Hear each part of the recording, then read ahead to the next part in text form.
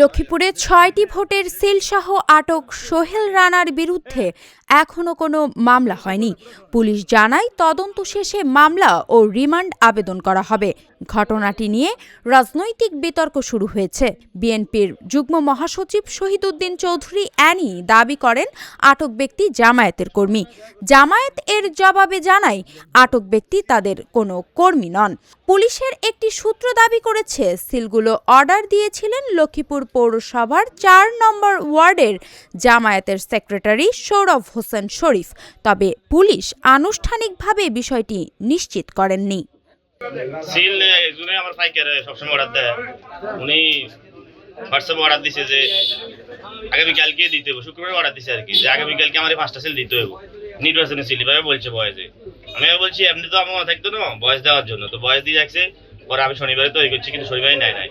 পরে আবার এই গতকালকে নেওয়ার জন্য বলছিল যে কই আছেন, আসেন দোকানে। আমি কই নামাজ পড়তে আসছি, নামাজ পড়ি আয়। তো শেষে আচ্ছা ঠিক আছে আইয়েন, আমরা আইতেছি। পরে আর আসেন।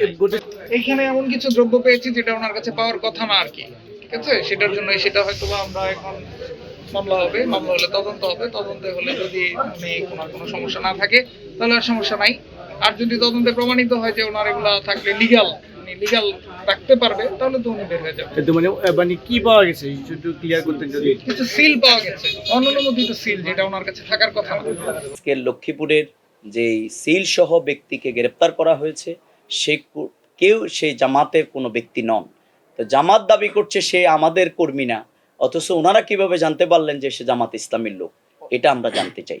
আমরা এই ঘটনার তীব্র নিন্দা প্রতিবাদ জানাই এবং এই ঘটনার সাথে যে অথবা যারাই জড়িত তাদেরকে গ্রেপ্তার করে আইনের আওতায় নিয়ে আসা হয় এবং প্রকৃত তদন্ত করে প্রশাসনের পক্ষ থেকে যেন আসল ঘটনা জাতির সামনে তুলে ধরা হয়।